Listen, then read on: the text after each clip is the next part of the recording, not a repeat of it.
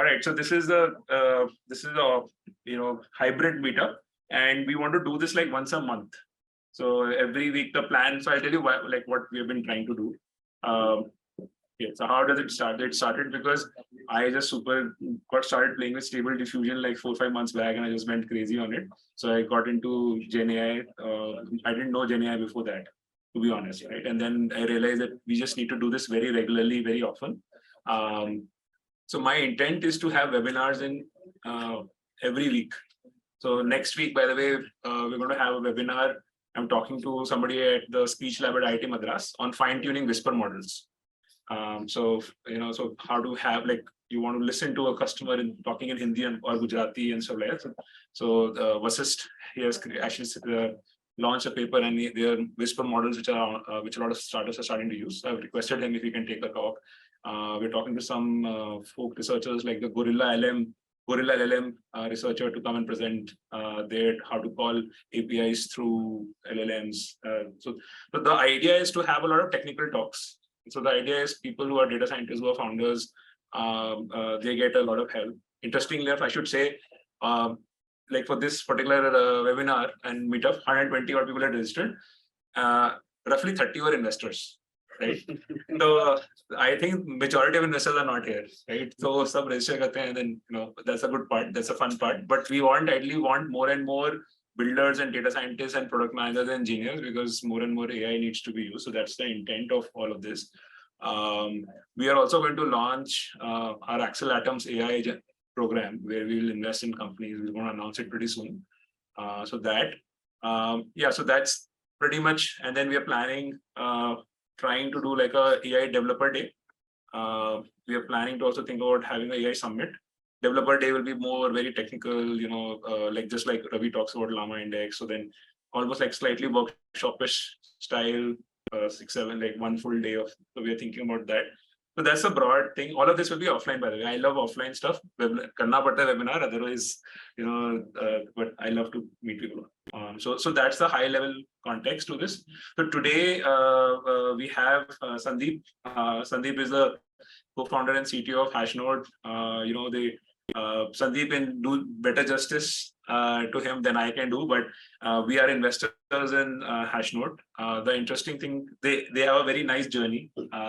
They started off somewhere else, and they're now, I think, going towards world domination. So I'll let Sandeep talk about it. And we have Ravi. Ravi is a open source contributor, one of the core members of the Llama Index open source project. And he's been doing a lot of development and contributing, and he's also data scientist at Glance, right? So he's also going to talk. So he's going to introduce us to Llama Index. Those are the two talks set up for today. So Ravi, all for you. So please, where is your Ravi or Sandeep? Sorry, Sandeep. Okay. My bad. My bad. No.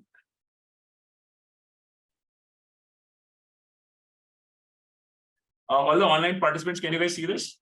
I think they should be able to. Full screen. Full screen. Yeah, I'll do that. I'll request this.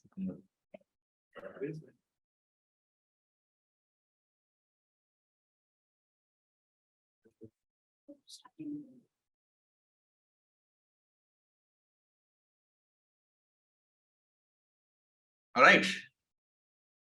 First of all, thanks for having me here. My name is Sandeep, and I'm the co-founder of Hashnode. For those of you who are not aware, Hashnode is the best platform for you to start a tech blog on your own custom domain and start building your audience from day zero. We make it incredibly easy for you to start a tech blog by abstracting away all the boring parts of tech blogging, right? Think of custom domain mapping, SSL, CDN, Markdown integration, GitHub backups. All of those things are being taken care of so that you can focus on creating content.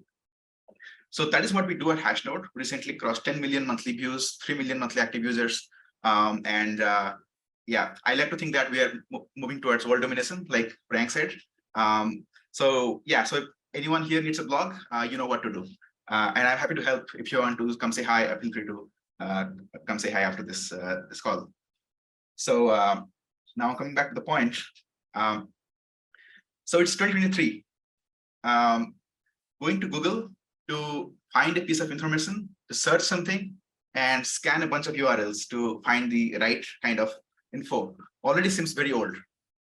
So that's exactly what we are solving at Hashnode. We want to make it really easy for you to find the most up-to-date and relevant knowledge without going to Google and manually scanning a bunch of links. So think of Rix as your friendly AI companion, which consists of three things. It can do a live search, it can act as a documentation, and it can also write code for you, like a pair programmer, all bundled into one AI super app. We launched it 2 months back in a stealth mode as an experimental offering, and we've been working with our broader Hashnode community so far. And after getting 550K questions and numerous feedback and iterating, last week we made it available for everybody to come and use Rix. And the feedback has been fantastic, and we have been getting a lot of positive feedback, and help from the broader dev community on Hashnode. And today I'm going to talk about how we are building Rix using Anthropic's Claude, and what kind of prompt engineering strategies are we using.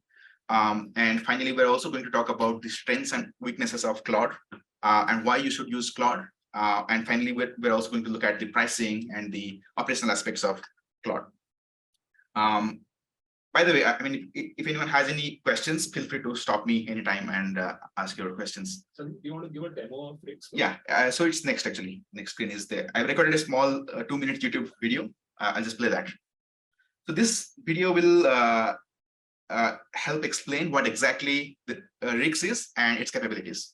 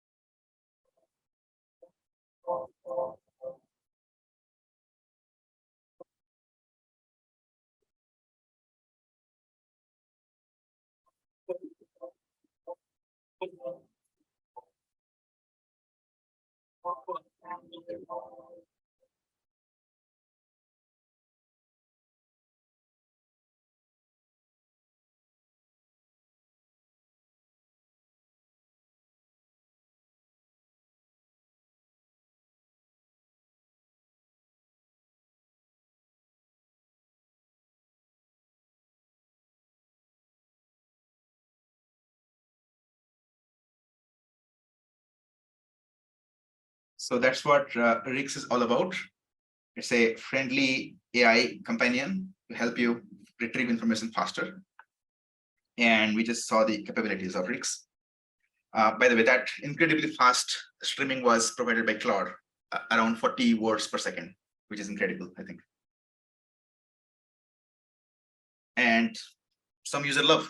And we have been getting a lot of feedback from the users. The key takeaway is that people like the simplicity and the UX of Rix, and we make it incredibly easy for them to retrieve relevant knowledge without scanning multiple URLs from Google search. That's what they like the most. Now, let me talk briefly about what exactly I mean, we saw the video, but let me still reiterate some of the important aspects of RIGs before we get into the details and behind the scenes details. So we saw that RIGs can fetch latest web info, right? Which means the knowledge is never stale. It's always up to date. We have three primary modes. First mode is the web search mode, in which it can fetch the most accurate and relevant knowledge for you. You can also write normal Google syntax. You can have your query and you can write site colon, for example, nextjs.org, and it just fetches that particular, all the links from that particular site, effectively working as a documentation for Next.js at your fingertips. I find it very, very useful. I've been personally been using it for a while, and I'm liking it. And it can also act as a URL summarizer. If you have just a URL, for example, a GitHub gist, or let's say a TechCrunch article, if you just paste it, it can automatically read that content and can engage with your back and forth chat. And if it is a GitHub gist, it can obviously it can help you optimize the code, modify the code, and it can answer pretty much any question about that particular gist. Yeah, same goes for the code analyzer. It can also analyze any GitHub code. If you just paste the link, it can analyze it. And you can also share your threads. If you have a long conversation, you want to make it public, you want to share this with your friends, you can do that by just clicking one particular button and you have the shareable link. And finally, the thing that I like the most, which is the code writer mode. Think of it as a pair programmer for you. I think the future is natural language to code, where a developer just writes in natural language and the AI is able to automatically write without you having to manually write stuff. So this is what the code writer is all about.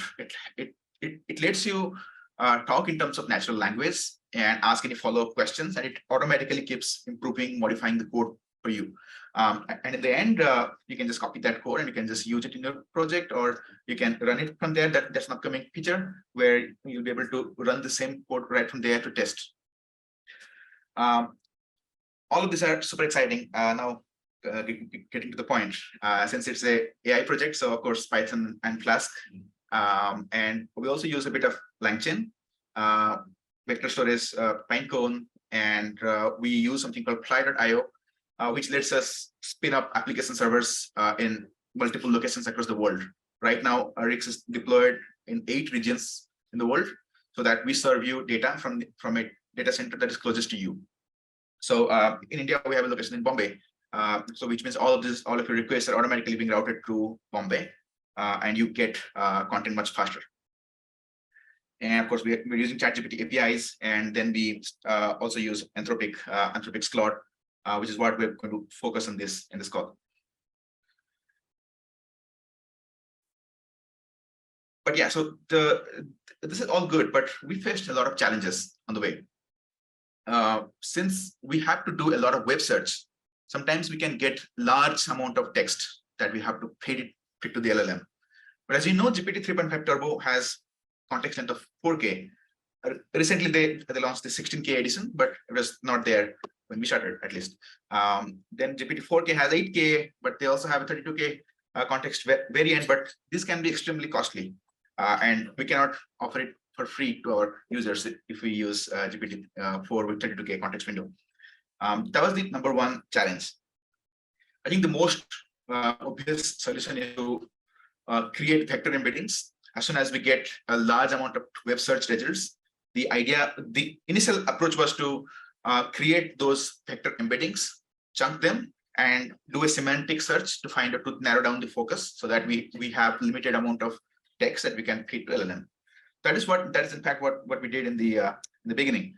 But the problem is that this vector embedding strategy and doing semantic search has been largely a hit or a miss in our case.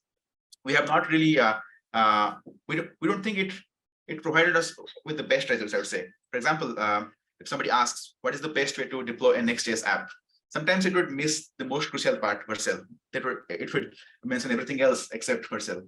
And it largely depends on your chunking strategy, what kind of chunking strategy you use, what kind of overlaps you use, lots of trial and error. But eventually, it did not produce the best results, I would say. So yeah, so we also experimented with a lot of chunk overlap. If you're using LangChain, there is something called Markdown text splitter, which splits the text based on Markdown formatting.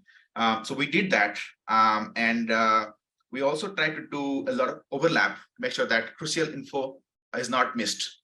Then we ran it like that for some time, and which worked, I would say, well, but it was not the best. I mean, we were not very proud of it. And that's exactly when we started thinking about searching for a LLM provider which had large context size. And that is when we decided that we should try Anthropic's Claude. That is when they were onboarding new customers. It's still invite only, but we got access. And we were really fascinated by their 100K context size, which means you don't have to do those vector embeddings. You don't have to chunk. You don't have to do semantic search. What you can do is, if you have the HTML from the web pages, and somehow if you can extract the central piece of content from that HTML, and you remove all the unnecessary stuff like header, the footer, sidebar, and any irrelevant stuff, and if it's it can produce amazing results. And we instantly tried that out. And fortunately, Claude Instant V1 100K is quite economical. And we saw great results. I think it's pretty much comparable to ChatGPT, GPT 3.5 Turbo, and at a very, very economical and affordable price. I have a detailed slide on the pricing part, but it's quite economical. And we can feed large amount of data into Claude right now without worrying about the context size. So that is the best thing about Claude, I would say, the 100K token window size. But even then, if you have the right, if you don't have the right kind of prompt, all of this content is not very, very useful. And we did a lot of trial and error with this. Claude, by default, if you do not provide it with the right kind of prompts, it is very easy for it to miss crucial info. And I'm going to talk a little bit about our prompt engineering strategies, because Claude doesn't support fine-tuning yet. I mean, they support it, but it's only for enterprises. So they recommend that we do a lot of prompt engineering to get it right. So that is what we did. We did a lot of prompt engineering to make sure that Claude speaks in a format we expect it to speak like. So that is what I'm going to focus on here. Some of these strategies that has worked really well for us. And in general, it's about explaining Claude like a 5-year-old, and explicitly tell it what exactly you want and what format you want, and double check everything. It's very interesting. The interesting part is that some of the prompts may work for ChatGPT, but it may not work well for Claude. So which means you have to do a lot of Claude specific prompt engineering. That is what we did. And in the process, we learned a lot of things about how prompt engineering works in the context of Claude. So this is one of the most interesting things about prompt engineering Claude. So essentially, you acting as Claude's engineer. So we had a particular use case where Claude would simply not abide by that particular prompt. It would not do the same thing. So we saw a lot of great results when we started acting as Claude's engineer. That is what they recommend in their docs. And what we do is that we tell that, hey, I am your system engineer, and I have updated your system to, for example, always output code in a way that you indicate the language. And we deliberately ask it, do you understand? Is the system update successful? And then we also act as the assistant. Then we also write ourselves, okay, yes, the update is successful. From now on, I'll do what you say. It sounds funny, but it works. So this is essentially tricking Claude to think it said all of these things. Whereas in reality, it has not said this thing, but it works. When you supply this chat and you ask the next question, then Claude really tries to abide by the previous conversations where it said that it will act in a certain way. So that has helped us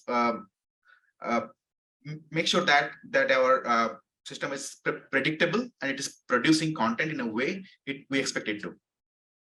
But does it continue to have the chat memory? Yes, yeah, it has 100K context window, so it can remember up to around 70,000 words.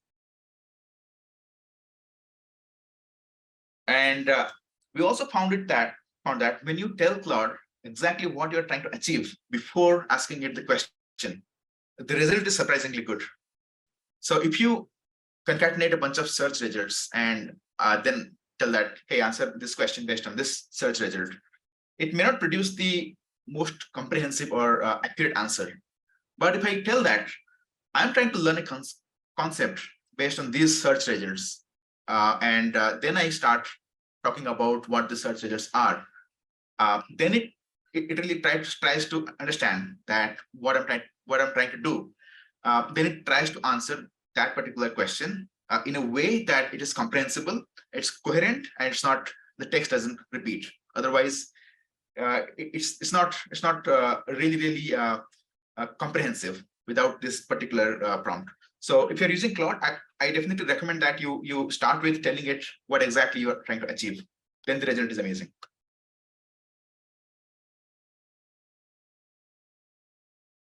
And by the way, like you see, I have wrapped the search results inside HTML tags. So this works really well. If you have specific piece of info that you want to separate from the prompt, you could wrap it inside an imaginary or custom tag. In this case, I have given an example of context, but you could name it anything, and that works really well. So there are two questions. Yeah. One question is the current performance of Claude same as the beta version? What is, I don't know what beta version is referring to here.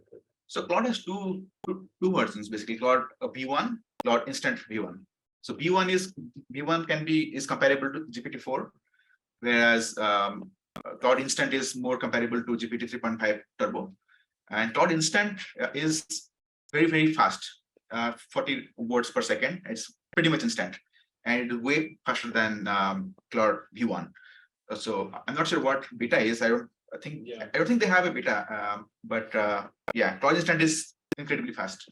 They're saying the question is the beta version was released with Slack integration of Claude. Probably, I'm not aware, but yeah, we are using Claude Instant and Claude V1 both. Instant is very fast. Second question is more a product question. Given RIX, this is like a retrieval stack overflow. Why do developers need any blogs? You just use the search bar and then get all the answers. I think this is a comment. But is that how you're thinking about, like, people will stop using Stack Overflow and just use RIX everywhere inside your browser? Yeah, I think our idea is that eventually, after let's say 5 years, 10 years from now, people should be searching directly within where they are. It could be VS Code editor, or it could be a browser, it could be a mobile app, or it could be a Chrome extension. That's why we have also released a Chrome extension, which means you don't have to leave the comfort of your new tab to come to RIX and ask the question. Soon we'll also release a VS Code integration, which means you don't have to go to Stack Overflow, or you don't have to go through individual blogs. All the knowledge will be available to you at your fingertips within your editor or Chrome extension.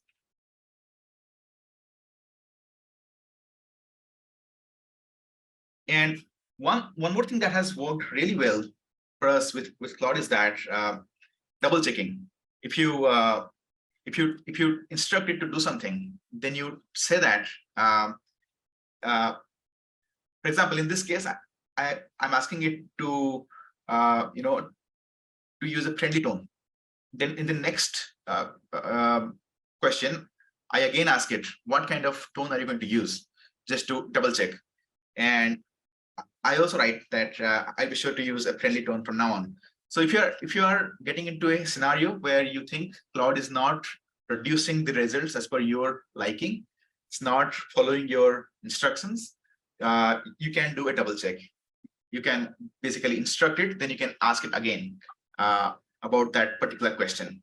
So that really works. Kshitij, there's one more question. Yeah. Sorry to interrupt. Sorry, Sandeep. He's asking, is Claude's performance comparable to some of the open source options like Dolly or Falcon? Did you guys try any of the open source models?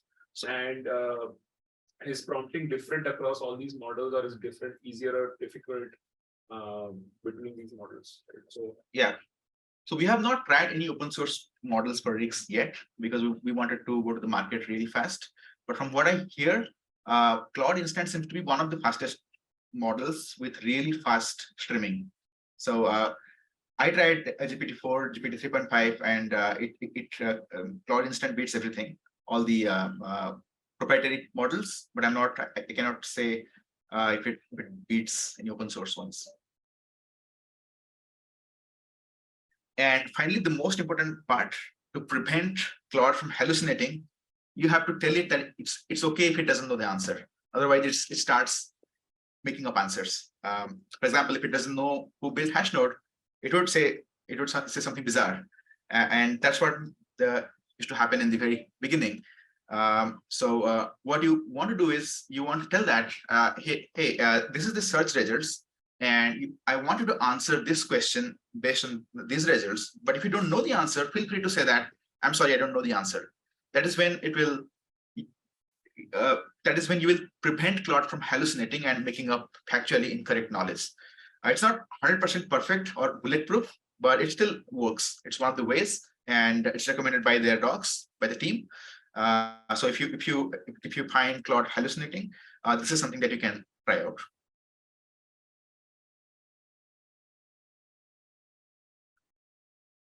And it's still not perfect. Sometimes it does repeat text at times inside the answer, just like this example. And we are still improving and we are iterating through prompts, because that's the only way on Claude to refine things, unless you're on an enterprise contract to do some fine tuning. But yeah, it's slowly getting better, and we'll know more as we do more and more trial and error.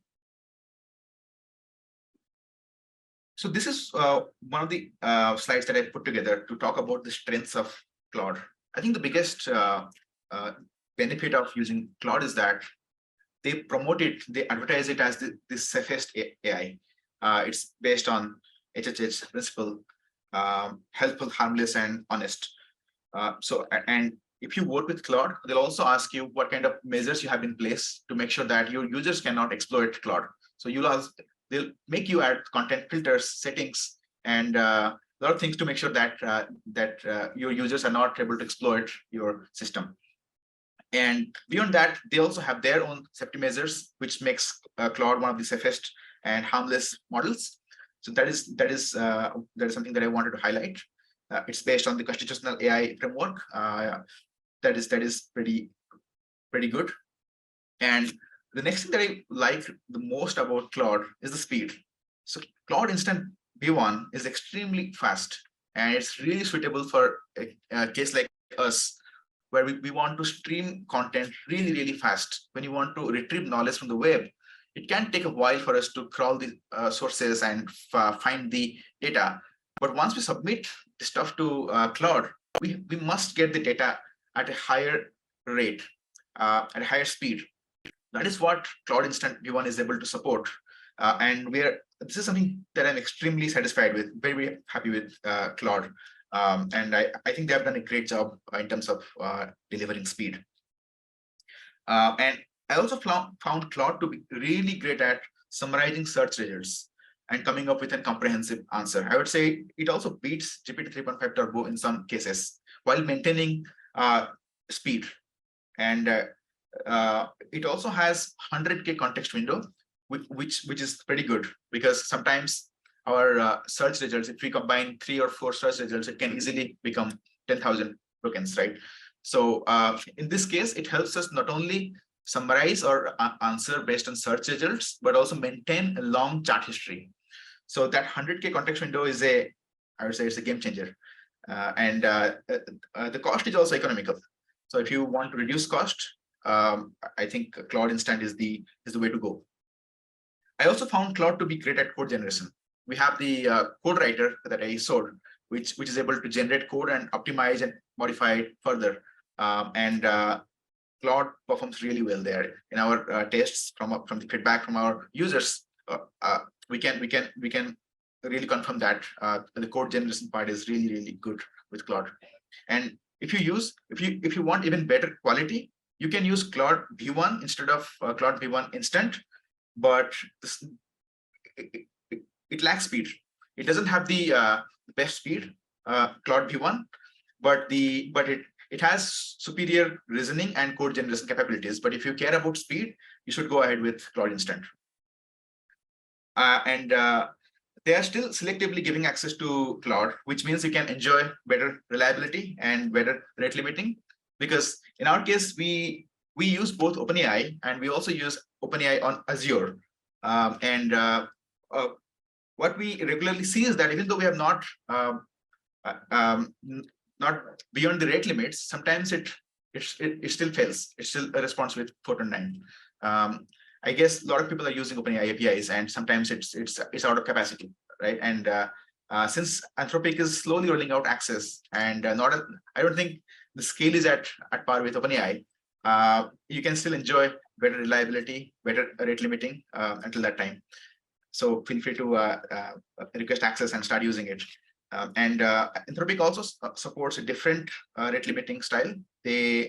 When you start with them, they'll assign you with 25 concurrent requests instead of requests per minute, which I find is a better model.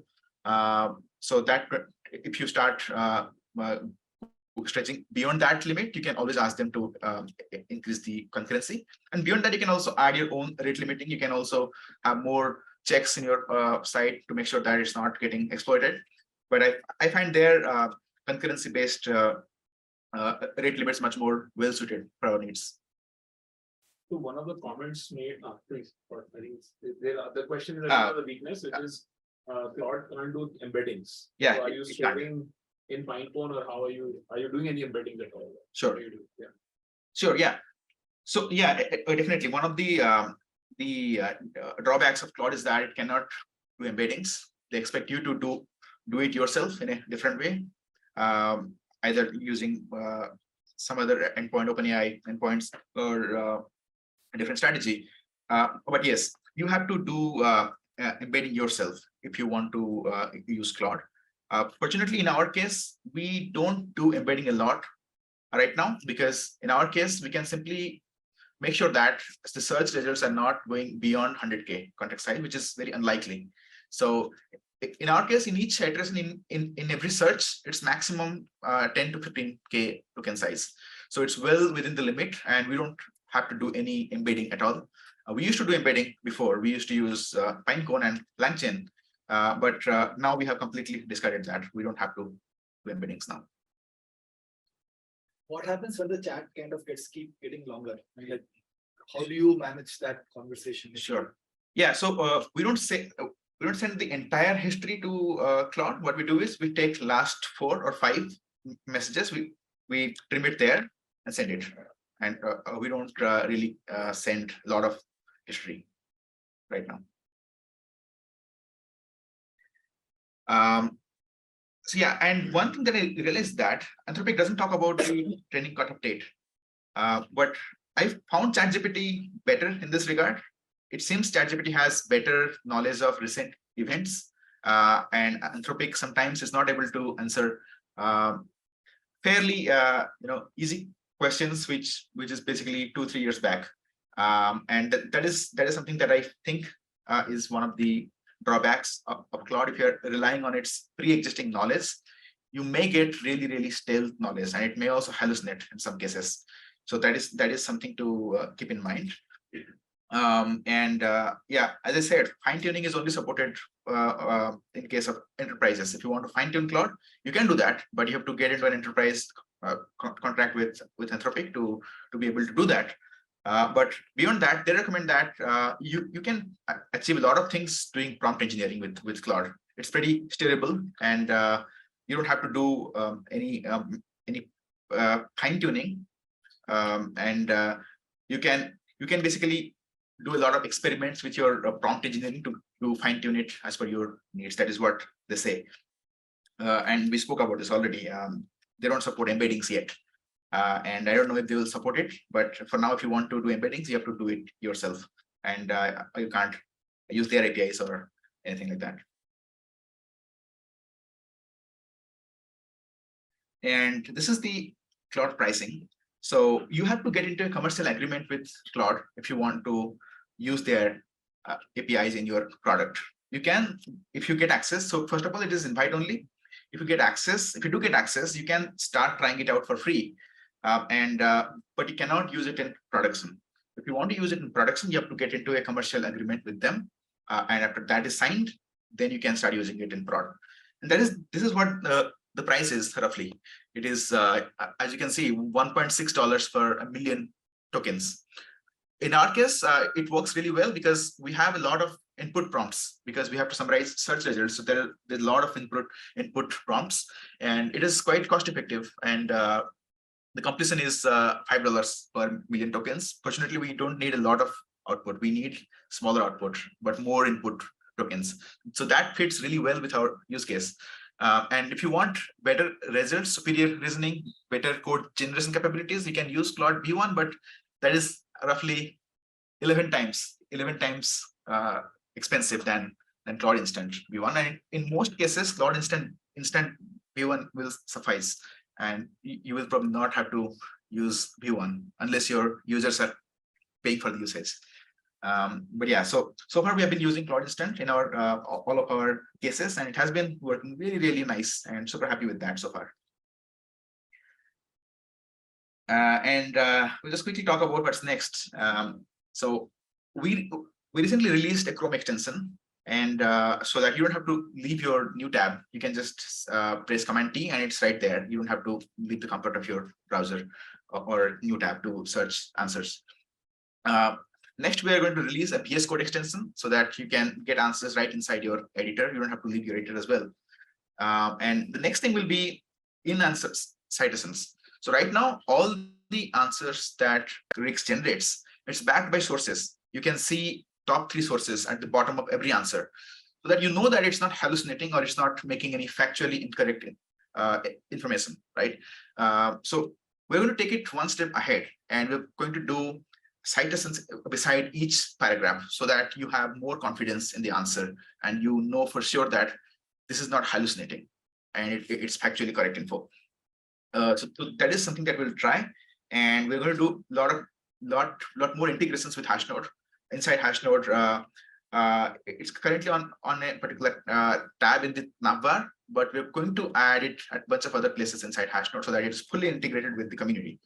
And the next step could be to take it one step ahead and maybe help analyze your PDFs. If you upload a PDF, we could analyze and we could let you chat with your PDF easily. And you could connect with Notion, or you could attach any external or internal knowledge base for us to crawl and answer any arbitrary question you might be having about that. And we're also going to help you run code directly inside Rix, inside the code editor, so that you don't have to leave the Rix experience to test your code. That can happen right inside Rix, and potentially mobile apps in the upcoming days. But yeah, this is working extremely well. And so far, we have got around 550K questions on Rix, and we're growing really fast. And I'm really, really hopeful about the future of AI and developers. So that is all I have. If you have any questions, I'm happy to take. Sorry, Sandeep, can you also click on the Q&A? Allows me, you will see a bunch of questions. Okay. You can take questions from audience here and from there as well, both ways. Sure. Yeah, one question. So how do you ensure the quality of what is generated, right? In any of your work, how do you benchmark it, and how do you ensuring that tomorrow what you're going to generate is at the quality that you want your users? Yes. So one thing. You might have to one question for. Yes. Yeah. So what he's asking is, how do we ensure that the answer quality is improving, and how do we kind of generate better quality answers? So yeah, so one thing that we are doing is we have found a lot of variations by playing around with the temperature setting of Claude. So one thing that we are going to do is provide a button where users can generate different variations of the answer. If one answer is not suitable, then we try changing the temperature or max tokens in the prompt, and we play around with a bunch of parameters to see whether that improves the accuracy. And beyond that, we also let our users provide us with feedback. We have a thumbs up and thumbs down button And once we have gather enough knowledge, we can probably do something about that, and we can All that training yeah. right now. Sorry, so Thumbs up and that thumbs doesn't have any effect right now.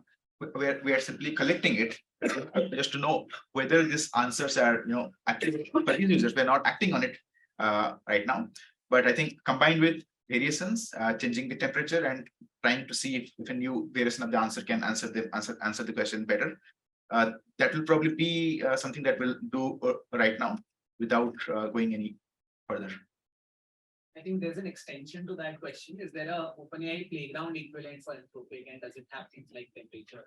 Yes, it has. It has. If you yeah, but the question is whether there is a OpenAI equivalent inside Claude. So once you sign up on Claude, once you get access, they do have an OpenAI sort of playground where you can adjust different settings, different params, and you can see the response basically. Okay.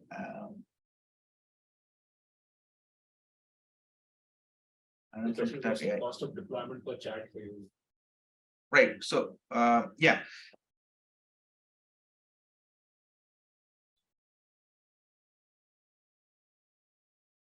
Okay, so what is the cost of hosting the entire infrastructure?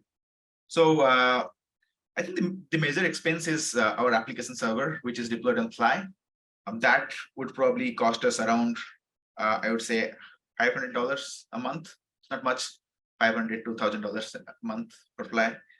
And Claude costs us around, I would say, $20 to $30 per day right now, which means it could be anywhere between $600 to $1,000 per month for using Claude. That's how many queries?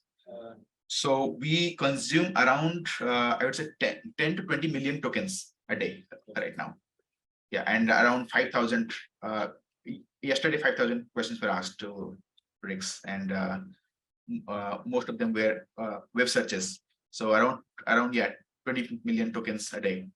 So yeah, that is the, so yeah, if you combine Fly plus Claude, these are the major expenses, and we still use Azure OpenAI in some cases, and we want to transparently switch between Claude and OpenAI sometimes. If Claude is being rate limited, for example, we will fall back to OpenAI ChatGPT, and we could produce the answer, and the users won't even know.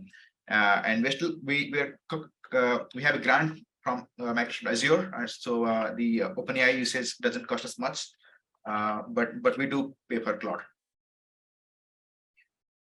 Sandeep, Yes. so you talked about Claude having relatively stale data, right? Because you don't know the cutoff date. Yes. So how is that affecting your code writing, abilities? And so you said you're shifting to OpenAI. So do you do some sort of web search or shift to OpenAI when you go in that code generation mode? Yeah. So yeah, that's a good question. So right now, if you ask it to generate code in something that is in a technology that is new, for example, if you ask it to write something in Next 13, it will fail. It will not be able to generate the right code for you. So to solve that, what we're going to do is we're going to add a button on the top which says that connect to internet. So if I enable that, what we can do is we can do a web search, and we can gather some context about what is being asked first. Try to know what Next 13 is and get some data on that. Then we ask Claude to write a code using that piece of knowledge. Because without that, Claude is definitely not aware of newer stuff, so it'll fail. It'll most likely fail, or it'll hallucinate even. We're trying to prevent the hallucination, but it's still not perfect. It still hallucinate in some cases. So yeah, I think doing a web search before writing the code might work in this case. Yeah. So do you plan to remove the dependency from Anthropic, Claude, and OpenAI and build your own foundational models over time by gathering to develop a competitive model? Yeah, I think for now we are focused on delivering value to the readers, and we want to go to the market fast as soon as possible.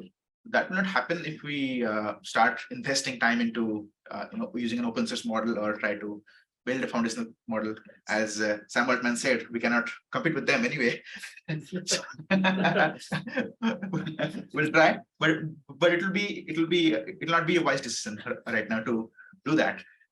So eventually, I think as LLMs going to mature, the cost is going to come down significantly, and that's the hope that eventually the costs come down.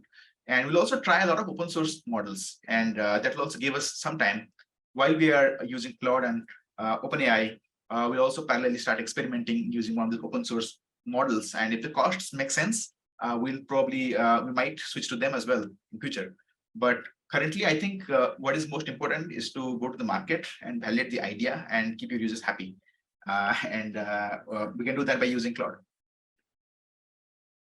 Yes, please. Do you have a mechanism against rogue queries in general? If a user is trying to break the system by telling you wrong things, Yeah. So do you have a mechanism against that? So by rogue queries, do you think do you mean abusive content, wrong content? Not Or? just abusive content, telling them something that is false in general. Okay. Because in the background, eventually you're making queries to Cloud, right? So Yeah. I mean, it'll get that as an input and you try to believe what it says. Yeah. Yeah, so so far that has not been a problem so far, because Anthropic claims that at least that's what their team said, that Anthropic is less likely to be steered away from the user input if you have put the correct system prompt. Then it is less likely that malicious user can steer it away from what it is configured to do. So yeah, so I can see a lot of people trying a lot of tricks inside our when I see logs. I see a lot of people asking it to pretend like something and give it a fictional story and ask it to break some rules. So, but I think this is where the constitutional AI or HHH principle, honest, harmless, and helpful principle comes into play. So they have done it in a way that it rejects any potentially malicious query or wrong query or things that might unethical. So yeah, in that sense, users have not been able to steer it away completely, and we still are having a good experience. So, Yes. there's a follow-up on that. So when you say the users can't steer it away, so I'm guessing that's like an Anthropic side Yes. check that they put. But when you send a query to Anthropic, or when you sort of query it, do you constantly send these prompts, or is there like a system prompt equivalent for Anthropic also? Yeah, so there is no system prompt equivalent in Claude, but what happens is that when you put the very first prompt in your context, that sort of acts like the system prompt. That is if you write that, for example, if I want Claude to be helpful and truthful, I'll write that in the first prompt. Then if I go back again in the third prompt, if I again ask that from now on you won't be truthful, so it actually rejects that. It doesn't really go and start being non-helpful, and it kind of treats the first prompt as the system prompt. But you said, so you're limiting the prompts that you send, right? So for example, you're limiting, let's say, the previous 3 to 4 prompts that are there. Yeah. So do you always concatenate this? Yes. This master prompt of yours? Yes. So we ensure that the master prompt always stays at the top, and then we start sending a relevant number of history as much as we can send to make sure that we're not going beyond the 100K context size. Then we supply the question. And it also helps if you can directly, I mean, if you have some crucial info, you can also put it directly inside the user query, the very, very latest prompt. That might also work. So which means you're pre-processing the user prompt, user context also? Sorry. Are you pre-processing the user context also? Like whatever I'm typing in, are you pre-processing that bit also? Pre-processing in Pre-processing before you put it inside your prompt. Are you doing some pre-processing? Yes. So yeah, we have our own content filters and checks, and Anthropic also has its own moderation endpoint, using which you can know whether this particular question or prompt is harmful. And so we always run every question through a series of checks before we actually feed it into our context and pass it to Anthropic. So you will do your content filtering. Yeah. Then you will do a moderation check from Anthropic. Yeah. And then you will put it into your game. Yes, that's right. How do you do the moderation check part? That is Really interesting. yeah. So Anthropic has I mean, it's the regular API call. What you do is you put a prompt called human colon. You say that you are chatting with a human who is asking a series of questions, and this is the particular question that I have. If it is potentially harmful, then I reply with yes. If it is it's harmless, then probably reply with no. That's a server-side call. Yeah, that's what I call correct. So that in fact works. So OpenAI also has a similar content moderation endpoint, but in case of Claude, they don't have a specific moderation endpoint, but you can customize their normal API calls to act like a content filter, because that can happen because again, it is based on the constitutional AI framework. That's how it's able to tell. Just on the interest of time, just take 3 questions from the Yeah. Q&A. Absolutely. We talk about Absolutely.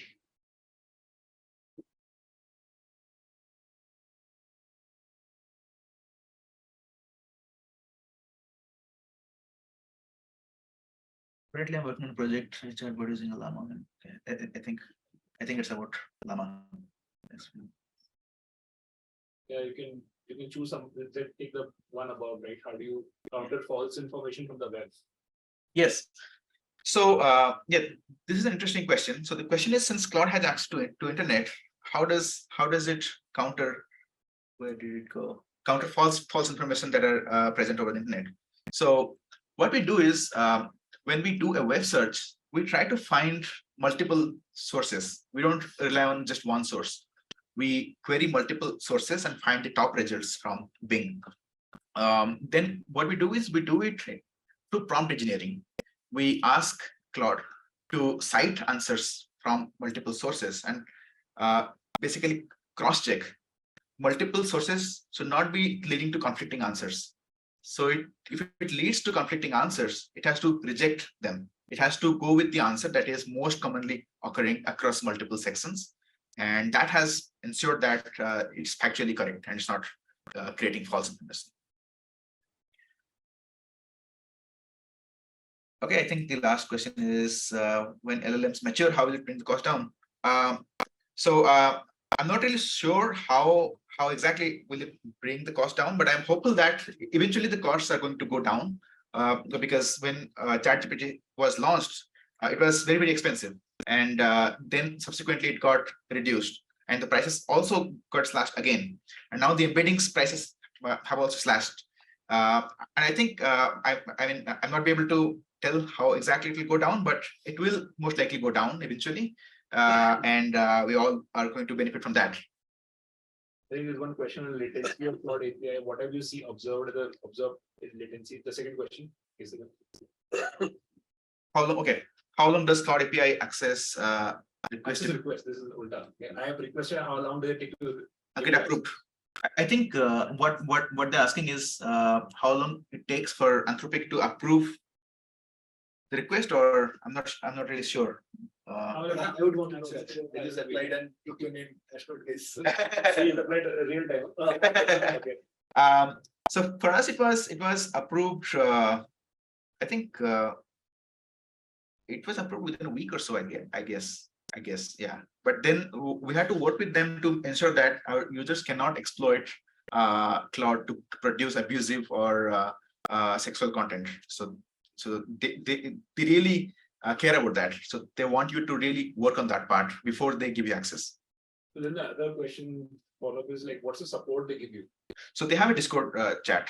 On the Discord chat, you have. Yeah, they have a community on Discord, and yeah, there's also email chat, but they're probably not going to be that responsive over email. So Discord is the best bet. And do you have that problem of that you are in India and they are in US, and so most of the replies come in the yeah. So I think most of them are in SF. Most of the folks on Discord are in SF. Yeah, so there will be that problem, but yeah. Okay, last question. I think the top one is an interesting engineering question. Have you had a use case where it's important to persist old data such as previous chats or context of a particular user in order to better answer your question? How did you? Yes. Okay. That's the maybe just repeat the question. Yeah. I'll do that. Yeah. Have you had a use case where it's important to persist old data such as previous chats or contexts of a particular user in order to better answer future questions? If yes, how did you think about this and what has worked for you? So far, we do not reuse any questions so far, but this is exactly something that we were discussing today. that if the same question is coming up again and again, we don't want to make LLM calls. We can simply cast the query, even if it's not the exact same question, as long as it has similarity, maybe semantic similarity could be used here. If there is a strong overlap or strong semantic similarity, at least we could probably just show previous cached response, and then we validate that and we ask the user, does this help? If it doesn't help, then they can always regenerate and we can do a fresh query from Claude. But yeah, that's exactly something that we'll definitely work on next. Thanks, Sandeep. I think we just one last question. How long did it take you to build and launch Bricks and how did you do it? Yeah, yeah, that's a good question. How many people apart? Yeah, so that question gets asked by a lot of people. That's my lead Rajat over there. He knows that it was built by a couple of folks in our team, primarily me, inside Hashnode, who built Bricks. I think it took around, I would say, 2-3 weeks for just one person and one designer to work on Rix and launch. But then it took us 2 months to get to this stage where we get a lot of feedback from the community to actually make something that is useful. In the very first state, it was not that useful. It was not even doing a web search. We used to do crawl a lot of documentations ourselves, store the vector embeddings in Pinecone, and we used to continuously re-index them every day. So a lot of this was possible because of the community's involvement and the active feedback we received from our users. So yeah, so it's just one or two people working on it. 2 weeks to 2 to 3 weeks to build, and then 2 months to actually build something that works. Cool. Thanks a lot for having me here. Thank you so much.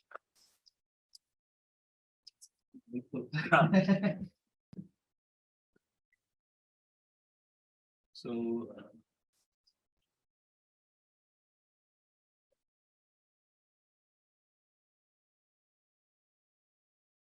just putting speaker names because people are thinking that Tanay is the speaker. So, right.